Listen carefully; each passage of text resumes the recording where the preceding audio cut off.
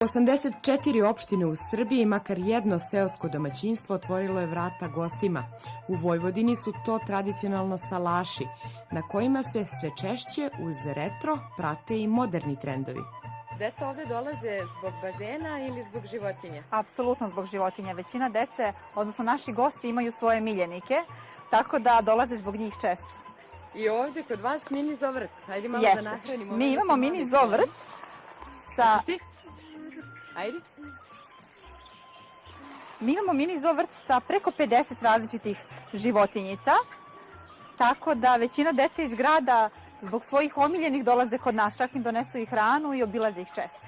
I veoma je to važno, jer ovde neka deca se prvi put i susretnu sa životinjama i ostvare taj kontakt. Jeste, većina dece dolaze baš zbog tog bliskog susreta sa životinjama, da mogu da ih maze, da se slikaju sa njima, da ih hrane, da ih češljaju, da ih održavaju.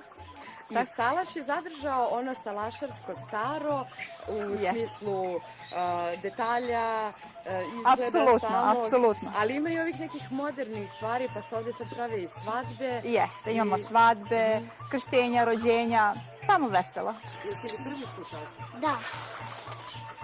I šta ti se najviše dopada od životinja? Konj. Stvarno? Da. A šta ćeš da budeš kad porasteš? Veterinar. Što si rešila? Da. Ovo je naš jarac, on se zove Milisa i on je jako popularan ovde kod nas na salašu. Ljudi čak iz Zemuna, Novog Beograda obilaze ga svaki vikend. Imamo jednu baku koja dolazi sa Novog Beograda svaki vikend da bi donela hranu Milisavu. Kada čisti svež vazduh omami, a druženje sa životinjama i šetnja po prirodi izmore, nastupa trpeza. Stari mudraci su znali da je za dugovečnost